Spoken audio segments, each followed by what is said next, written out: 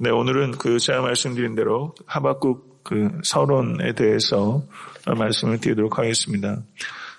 특별한 성경 말씀 오늘 읽지는 않고요. 하박국 전체적인 신학적인 중요성, 그리고 하박국의 구조, 그리고 어떤 기대를 가지고 우리 하박국을 읽어야 되는지에 대해서 말씀을 드리고자 합니다. 선지자 하박국에 대해서는 거의 알려진 것이 없습니다. 아마도 하박국이 살았던 시대는 선지자 스바냐나 예레미야 시대의 동시대 사람이었을 것이다, 이렇게 생각할 수 있습니다. 하박국에 대한 언급은 성경의 다른 권에는 전혀 언급되어 있지 않고 본문에서도 특별히 1장 1절과 3장 1절에 하박국이라는 이름이 딱 2번 언급되고 있습니다. 3장 1절과 3장 19절을 근거로 볼 때 하박국이 그러면 무엇을 하던 사람이냐 했을 때 성전 찬양과 관계된 레위인이었을 가능성이 높다. 이 정도로 하박국에 대해서 추론할 수 있을 뿐입니다. 그러면 하박국이 쓰여진 그 시대적 배경은 우리가 어떻게 생각할 수 있느냐. 1장 6절을 보시면 거기에 갈대아 사람에 대한 언급이 기록되어 있고 1장 6절부터 11절까지는 그들에 의한 유다의 심판이 기록되어 있습니다.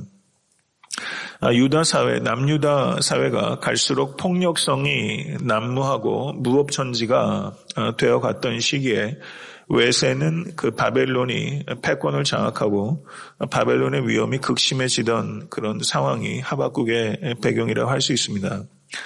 하박국은 주전 612년에 아수르란 대제국이 바벨론에 의해서 멸망이 됩니다.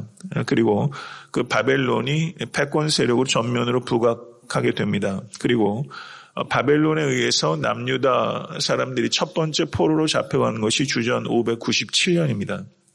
그래서 하박국이 기록된 시기가 바벨론이 아수르를 물리친 주전 612년과 첫 번째 포로로 잡혀왔던 주전 597년 이 사이에 기록되었을 것이다, 이렇게 볼 수 있습니다. 그런데 개중에 어떤 학자들은 605년에 바벨론과 애굽 사이에 전쟁이 있었습니다. 그래서 팔레스타인의 패권을 애굽이 아니라 바벨론이 잡게 된 것이 주전 605년인데 605년과 603년 사이에 이 하박국의 역사적 배경일 것이다, 이렇게 하박국서의 배경을 좀 더 좁게 잡는 학자들도 있습니다. 여하튼 크게 보면 주전 612년에서 주전 597년 사이, 작게 보면 주전 605년에서 603년 사이, 이렇게 하박국의 역사적 배경을 볼 수 있다, 이렇게 이야기할 수 있습니다. 그런데 하박국서의 특징은 선지자가 하나님으로부터 말씀을 받아서 일반적으로 이스라엘 백성들에게 선포하는 구조가 아니라 하박국서는 전혀 이스라엘 백성에게 전달되는 메시지가 없이 하나님과 선지자 사이의 대화로 구성되어 있다. 이것이 하박국서의 특징이라고 할 수 있습니다. 그래서 1장과 2장은 하나님과 하박국 선지자와 나누는 대화가 기록되어 있고 3장은 하박국의 기도로 구성되어 있습니다. 그러니까 하박국은 대화와 감사로 구성되어 있다, 이렇게 이해할 수 있습니다. 1장 2절부터 4절까지는 하박국의 질문이 기록되어 있고 1장 5절부터 11절까지는 하나님의 대답이 기록되어 있습니다. 그리고 1장 12절부터 2장 1절까지는 하박국의 두 번째 질문이 기록되어 있고 2장 2절부터 2장 20절까지는 하나님의 두 번째 대답이 기록되어 있습니다. 그리고 하나님의 대답을 두 차례 들은 하박국이 이제 하나님에 대해서, 하나님의 섭리에 대해서 깨닫고 하나님께 감사하는 내용을 기록하고 있는 것이 3장 1절부터 19절이다, 이렇게 이해하면 하박국 전체 3장의 구조를 우리가 간략하게 요약해서 이해한 것이다, 이렇게 볼 수 있습니다. 1장 1절을 보시면 선지자 하박국이 묵시로 받은 경고라, 이렇게 말을 합니다. 그리고 1장 2절부터 11절까지 하박국의 첫 번째 질문과 하나님의 첫 번째 대답이 기록되어 있습니다.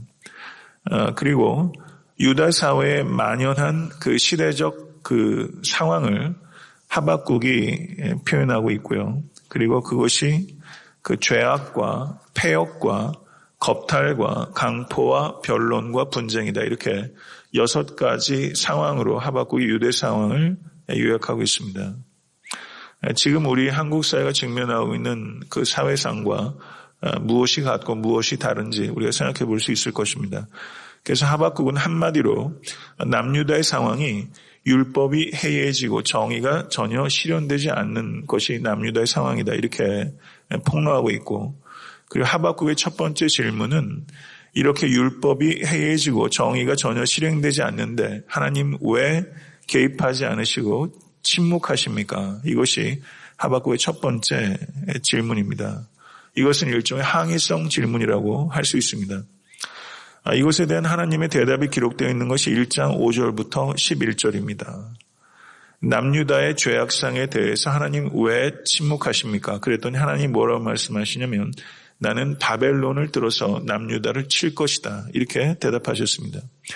그런데 하박국은 하나님의 이 대답에 대해서 전혀 만족하지 못합니다. 하박국의 의문이 해소되기보다는 의문이 더 증폭됐습니다. 왜 그러냐면 유다의 불의에 대한 심판의 도구로 더 불의한 바벨론을 들어서 유다를 치신다는 것이 말이 됩니까? 이것이 하박국의 질문입니다. 그래서 1장 13절을 보게 되면 주께서는 눈이 정결하심으로 악을 참아 보지 못하시며 패역을 참아 보지 못하시거늘 어찌하여 거짓된 자들을 방관하시며 악인이 자기보다 의로운 사람을 삼키는데도 잠잠하시나이까. 여기서 말하는 악인은 바벨론을 얘기하는 것이고 여기서 말하는 의인은 의로운 사람은 유다를 가리키는 것입니다. 유다가 결코 의롭지 않습니다. 그런데 상대적으로 바벨론보다는 의롭다고 얘기하는 것이고 상대적으로 의로운 유다를 더 불의한 바벨론을 들어서 치는 것이 하나님 정의로운 것입니까? 이렇게 하나님의 정의에 대해서 항의성 질문을 던지고 있다. 이렇게 볼 수 있는 것입니다. 이것은 도덕적 질문입니다. 간단히 요약해서 말하면 하박국의 첫 번째 질문은 하나님 왜 역사하지 않으십니까? 이것이 하박국의 첫 번째 질문이라면 하박국의 두 번째 질문은 하나님 왜 그렇게 역사하십니까? 이렇게 질문이 되는 거죠. 이것에 대해서 하나님께서 하박국에게 대답하신 두 번째 답변이 하박국서 2장 2절부터 20절까지의 내용입니다. 이 대답은 하박국에게 주시는 질문일 뿐만 아니라 하나님께서 역사를 운행하시는 방식에 대해서 씨름하고 있는 모든 사람들에게 주시는 하나님의 대답입니다. 성도 여러분, 하나님께서 여러분의 개인의 삶을 이끌고 계신 것을 믿으십니까? 그런데 하나님께서 여러분의 삶을 이끄시는 방식들에 대해서 씨름이 있지 않으세요? 하나님 왜 내 삶에 개입하지 않으십니까? 하는 질문이 있을 수 있고 하나님 왜 내 삶에 이런 일들을 허용하십니까? 하는 질문이 있을 수 있어요. 왜 역사하지 않으십니까? 왜 그렇게 역사하십니까? 이 두 가지 질문이 개인사 속에서도 있고 우리 나라와 민족의 상황 가운데서도 있을 수 있습니다. 가령 지난주에 주일에 제가 나치에 의해서 어려움을 겪었던 그 유대인들에 대한 얘기를 토요 새벽 예배 때 제가 얘기했지만 하나님 왜 그렇게 역사하십니까? 라는 질문들이 유대 민족에 계속되는 질문이거든요. 하나님의 역사를 이끄시는 난해한 방식에 대한 씨름, 이것은 하박국의 씨름에만 국한된 것이 아니라 우리의 씨름이고 또한 이것은 모든 그리스도인들의 씨름입니다. 이것은 정직한 질문입니다. 정직한 질문을 가지고 하박국이 씨름을 했는데 하박국서를 특별히 강의하면서 여러분과 저도 이 정직한 질문과 또 씨름을 통해서 또 하나님의 난해해 보이는 여러 가지 방식들에 대해서 우리 하나님을 깊이 만나고 또 나름대로 대답을 얻는 그런 은혜가 여러분과 저에게 임할 수 있게 되기를 간절히 바랍니다. 욥기를 전 참 좋아합니다. 욥기서를 제가 교회를 개척한 다음에 처음 사순절에 제가 욥기를 40일 동안 강의를 했었는데요. 언제 수요 예배 때 한번 욥기를 강의하고 싶은 그런 생각들을 가지고 있고 그렇게 될 거라고 생각합니다. 욥도 하나님의 정의에 대해서 질문을 했고 하박국도 하나님의 정의에 대해서 질문을 하게 됩니다. 욥의 비유할 수 있는 사람이 하박국이라고 얘기할 수 있는데 둘 다 신학적 주제는 하나님의 정의에 대한 것입니다. 욥의 질문은 뭐냐면 무죄한 자신이 징벌받는 이유가 무엇인지에 대한 질문이었다면 하박국의 질문은 죄인들이 징벌받지 않는 이유는 무엇입니까? 라는 질문이라고 할 수 있습니다. 그런데 하나님께서는 욥의 질문도 하박국의 질문도 수용하셨고 대답하셨습니다. 하나님께서는 정직한 질문을 금지하지 않습니다. 그렇지만 우리가 욥에게 그리고 하박국에게 대답하신 하나님의 방식을 보면서 하나님은 우리의 질문을 수용하시지만 우리의 질문에 대답하지 않으실 수 있다는 것입니다. 욥의 질문에 대해서 하나님께서는 욥이 기대했던 방식으로 대답하지 않으셨어요. 이것을 우리가 이해될 필요가 있습니다. 성도 여러분, 우리가 우리의 삶 가운데 혹은 인류 역사 가운데 일어나는 여러 가지 일들을 다 알려고 하는 것도, 다 알 수 있다고 생각하는 것도 그것도 교만이고 무지입니다. 우리는 다 알고 신앙생활하는 것이 아니라 하나님의 선하심과 지혜와 사랑과 능력을 믿고 우리가 믿음의 길을 걸어가는 것입니다. 우리에게 확실한 것이 있다면 하나님의 선하심과 인자하심입니다. 그것을 붙잡고 우리가 부딪히는 여러 가지 불확실한 상황들을 하나님에 대한 확실한 믿음을 가지고 견뎌나가는 것이 신앙생활이라고 할 수 있습니다. 아멘. 믿으십니까? 우리는 한계적 존재이고 여러분과 저는 피조물이고 하나님은 창조주이시며 그리고 가장 선한 길로 우리와 역사를 인도하고 계심을 믿으실 수 있게 되기를 간절히 바랍니다. 욥과 하박국이 정직한 질문에 힘겨운 과정을 통과하면서 하나님을 더 알아가고 더 사랑하게 되고 더 신뢰하게 됐습니다. 하박국서가 불과 3장으로 구성된 그 짧은 책이지만 이 책을 통해서 저희 강의에 나가면서 여러분과 제가 이런 힘겨운 과정을 좀 겪었으면 좋겠어요. 이런 질문이 여러분에 분명히 있습니다.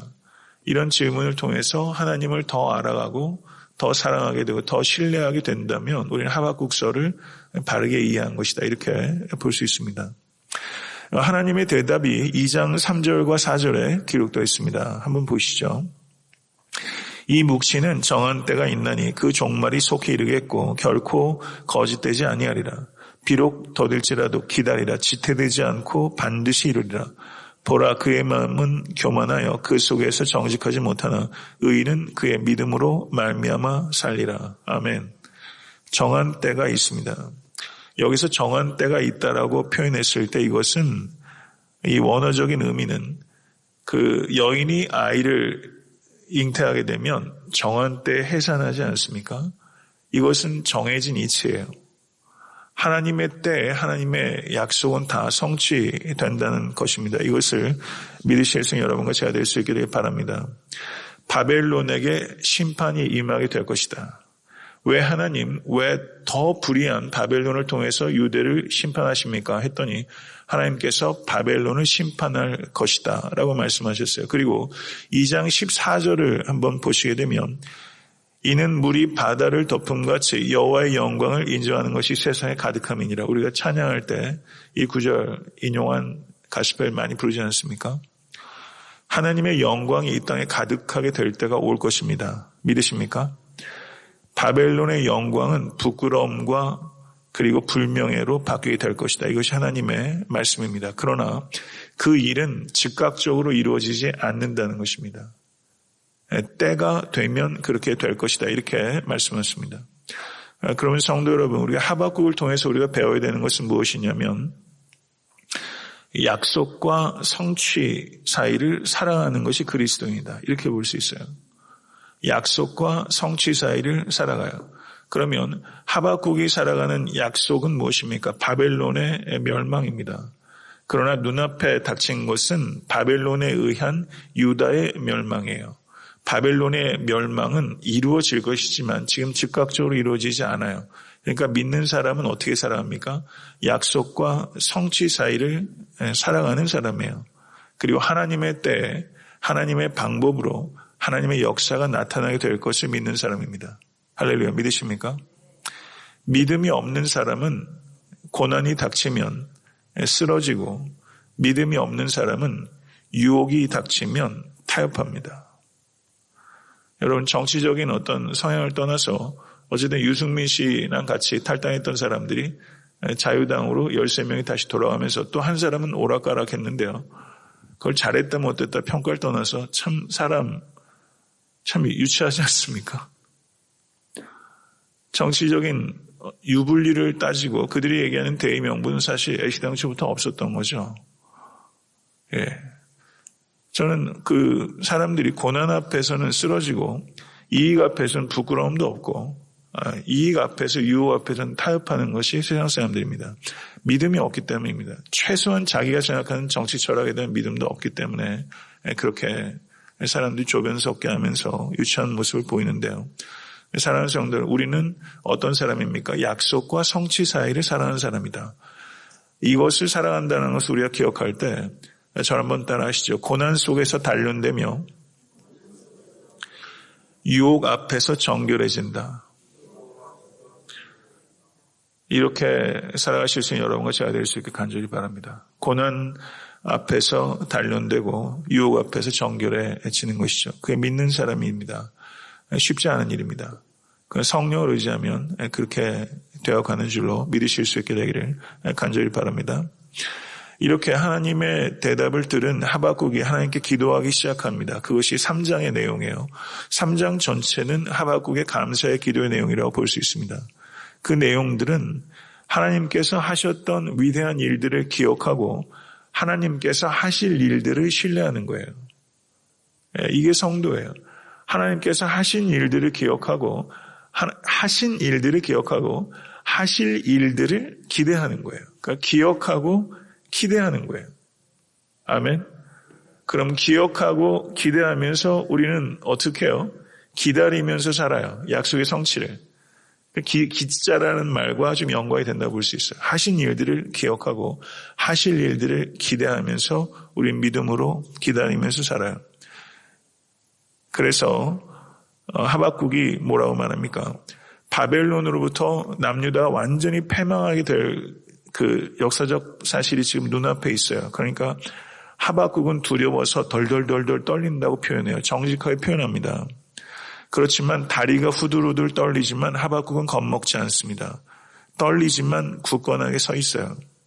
그리고 믿음으로 그 두려움들을 극복해 나가요. 우리의 삶에도 이빨이 떨린단 말 하지 않습니까? 부들부들 떨릴 만한 삶의 실제들이 있어요. 성도들은 믿음으로 이긴다는 것은 그런 삶의 현실을 무시하는 게 아닙니다. 그런 삶의 현실이 있어요. 그렇지만 하박국은 뭐라고 굳건하게 서 있냐면 비록 무화과 나무가 무성하지 못하며 포도나무에 열매가 없으며 감람나무에 소출이 없으며 밭에 먹을 것이 없으며 우리의 양이 없으며 외양간에 소가 없을지라도 6번이나 없는 현실에 대해서 얘기를 합니다. 이거는 사치품이 하나도 없어요. 삶의 가장 필수적인 거예요. 그런데 그것이 없을지라도 나는 여호와로 말미암아 즐거워하며 나의 구원 하나님으로 말미암아 기뻐하리로다. 주 여호와는 나의 힘이시라. 나의 발을 사슴과 같게 하사 나로 나의 높은 곳에 다니게 하시리로다. 아멘. 성도 여러분, 이 구절을 가지고 우리가 참 노래도 많이 하고 참 아름다운, 어떻게 이렇게 아름답게 표현할 수 있습니까? 그런데 이것이 여러분과 저의 삶입니까? 이건 다른 문제인 것 같아요. 사랑하는 성도 여러분, 여러분과 저 그리고 모든 믿는 사람의 궁극적인 삶의 원천은 오직 여호와 하나님께 있습니다. 가장 필수적인 것조차 공급받지 못하고 살아가는 사람들이 있습니다. 혹시 우리 성도들 가운데도 그런 분이 계실 수도 있다고 생각합니다. 그런 분들을 살필 수 있어야 됩니다. 그렇지만 외부적인 공급과 상관없이 우리는 가장 필수적인 것이 끊어진 상황에 있다 할지라도 우리는 보이는 것에 따라 사는 것이 아니라 보이지 않는 하나님께 온전히 우리의 시선을 맞추고 살아가는 성도입니다. 믿으십니까? 그래서 환경의 변화와 상관없이 오직 구원의 하나님을 인해서 기뻐하는 믿음의 생활. 저는 이것을 불가사의한 믿음이라고 표현하고 싶어요. 이건 참 불가사의한 거예요. 하나님의 섭리는 불가해합니다. 이거 받아들여야 됩니다. 믿으십니까? 하나님의 섭리는 불가해해요. 다 이해할 수 없어요. 하나님을 우리가 다 이해할 수 없기 때문에 하나님을 믿을 수 있어요. 우리의 질문에 다 우리가 원하는 방식으로 하나님께서 대답하지 않아요. 그런데 하나님의 대답이 그렇게 우리 이렇게 얘기했어요. I'm okay. 하나님 저 괜찮습니다. 하나님의 장중에 여러분과 저의 삶이 붙잡혀 있다는 것을 믿으실 수 있게 간절히 바라고 하나님의 불가해한 그 신비한 하나님의 섭리에 대해서 우리가 깨닫게 될 때 우리는 불가사의한 감사, 곧 불가사의한 믿음으로 살아갈 수 있게 되는 것이죠. 누가 그러더라고요. 한국의 김기현 목사라는 사람이 하박국에 대한 책을 썼는데 그 서문에 그렇게 썼더라고요. 하박국이 나요. 내가 곧 하박국이었습니다. 이렇게 말하면서 저는 이 하박국서 3장의 책을 좀 강해 나가면서 일단 제 자신에게 그 고통의 문제가 사실 우리 모두의 문제고 또 특별히 한국 사회가 지금 경험하고 있는 고통 그리고 인류가 경험하는 이 고통들이 굉장히 지대하지 않습니까? 좀 오늘 시간이 길어지지만 이번에 그 이스라엘 현장 답사를 가면서도 제가 작년에 갔을 때 눈앞에서 폭탄이 쏟아지고 기관총 소리가 났던 그 시리아 땅을 내다보면서 말이죠. 다메섹으로 가는 길이 이제 완전히 막혀 있습니다. 그 땅을 보면서 좀 여러 가지 생각들이 많이 들더라고요. 불가해한 삶의 고통들이 참 많이 있습니다. 이번 하박국서를 통해서 하나님을 더 이해하고 더 사랑하고 그리고 더 자랑하고 또 하나님께 사로잡힌 여러분과 제가 되는 은혜가 하박국서 강의를 통해서 임할 수 있게 되기를 간절히 바랍니다.